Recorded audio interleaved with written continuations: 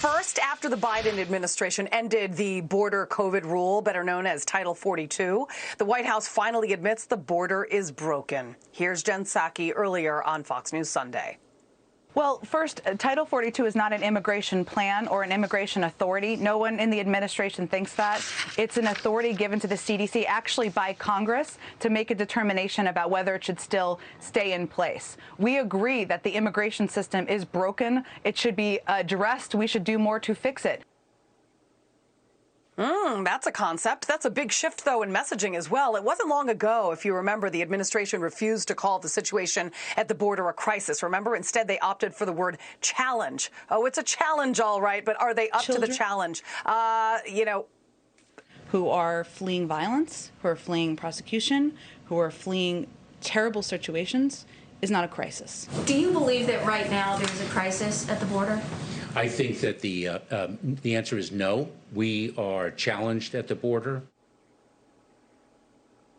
Okay, Biden's handling of the border is among the many that Americans aren't so happy about. 62%, in fact, disapprove of the president's handling of immigration in a new poll out just today. And what's happening at the border is even dividing the Democratic Party. Even the New York Times is writing about the division. There are 11 Democrats so far in Congress, in all, who are openly concerned with ending the COVID border policy. Tommy, I'm going to start with you. Whether you call it a crisis or not, we all have known that this has been a crisis since day one. I'm glad that the White House is finally owning up to it. Now I'm wondering if they're going to take a look at Title 42 and realize that that's a disaster if they repeal it. Well, listen, I don't think that the Democrats have looked at the border as a crisis for a long time, because I think that they look at it as an opportunity for new voters. The writing is on the wall with that and their bigger agenda. But going back to Title 42, I will agree somewhat with Jen Psaki on this. It's not enough for us to just be talking about Title 42, because eventually the pandemic is going to be over. Eventually, COVID restrictions are going to be lifted, hopefully in airplanes and airports and then at our border. What do we do then, though? And that's what I want to ask these Democrats that are opposed to getting rid of Title 42, which I'm also opposed to, certainly right now.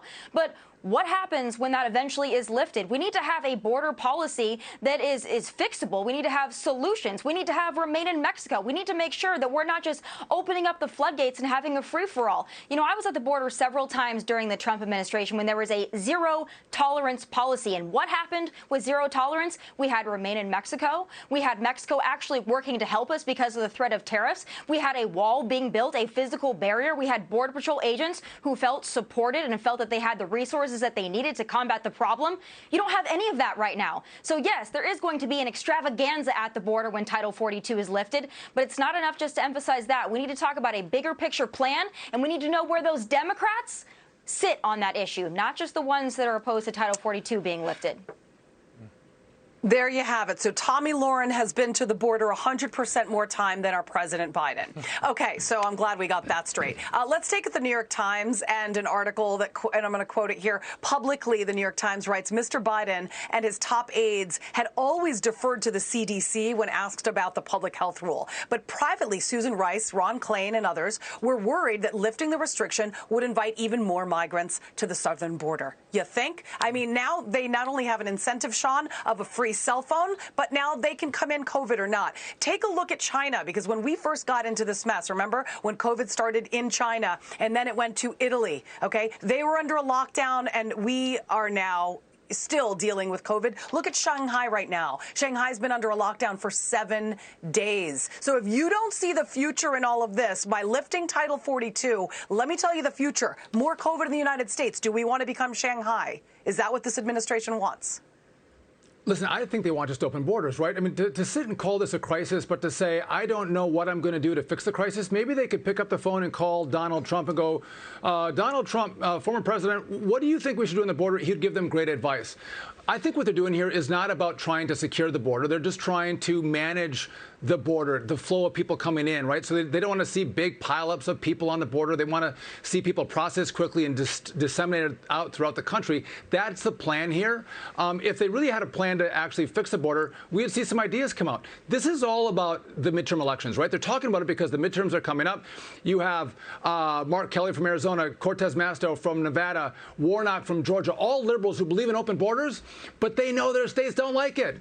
And so now they're pushing the administration to say, if we're going to win re-election in these hard states, you can't let the border unravel like this for us. And just one last point, why is this happening?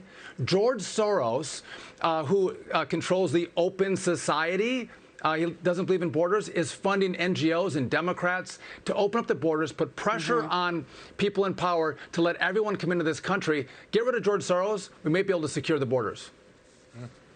Raymond, he just brought up Donald Trump and, how he handled the border. He's obviously the one who came up with Title 42 in the first place, and it did work until now. I don't know if it's going to stick in or not. But I want to hear from Donald Trump right now and have you react. He is now calling to remove the Homeland Security Secretary. Let's listen. They even want to give illegal aliens cell phones. Everybody gets a cell phone. Come on in.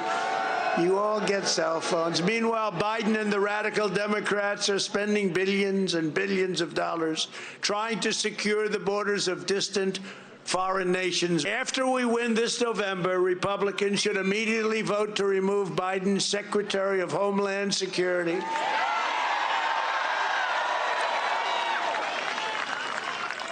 Who doesn't have a clue, from office for his blatant acts of sabotage against the laws of the United States. Secretary Mayorkas, he wants to see step down. What do you think, Raymond? Well, who can blame him? I mean, he talks about the president's upset about the cell phones being handed out. If we want to give technology to immigrants, illegal immigrants, I have another technology I'd suggest, ankle bracelets. If you want to track them, that's a better way than the disposable cell phones. But look, the president, Trump, is on to something here. He implemented Title 42 as a health measure, as a health policy measure. It was to turn people immediately away at the border because of the COVID crisis. Now, Biden lifted parts of that. Remember, he only enforced it for adults, but minors and families were allowed to pass through despite Title 42. So it's only been implemented in halvesies here. But it is estimated that 18,000 migrants a day will surge the border should that Title 42 be lifted. Right now, it is a psychological, at least, deterrent. And I think you have to look at that, particularly as we're getting into the period where the border is surged upon under normal circumstances. So when you have Democrats and a majority of Americans saying, whoa, let's not lift this so quickly, and more importantly, as Tommy was mentioning earlier, in my repeated visits to the border agents will tell you, and they told me last year they were worried about President Biden lifting Title 42. They know the kind of stress this will put on them, and they don't have the means or the manpower to protect our border. And as President Trump said, I wish President Biden had as much heart and concern and was throwing as much cash at the border of the United States as he is at the border of Ukraine. We'd be in much better shape. Julie, can I make one last point here? Raymond Arroyo has actually been to the border more than the White House. What about you, Sean? Have you been to the border? I think we all have, except for, well, I haven't. I'm as bad as Kamala. My takeaway was when they talk about gotaways, they're just going out in the mornings and tracking, how many people crossed in the sand. It's ridiculous. But I want to bring up this point. Some people go, well, why doesn't Congress fix this? Right. And I was part of these conversations in Congress. And what you have is Republicans, who, some of the viewers might be mad here, but saying, listen, we have to deal with people who've come here illegally, have been living in the country, been paying taxes. We'll deal with those people. But in exchange for that, we want you to fix the border. Tough border security laws and tough immigration laws so we have no more of this. That is the deal that is to be had. But Democrats won't secure the border. They won't take that deal because they want the border to be open. So that's why things break down, negotiations break down, and why Americans like, how come you can't get a deal? Because Democrats want this policy. Yeah, I think they're misunderstanding the saying, if it ain't broke, don't fix it. It is broken, so please fix it. Hey, Sean Hannity here. Hey, click here to subscribe to Fox News YouTube page and catch our hottest interviews and most compelling analysis. You will not get it anywhere else.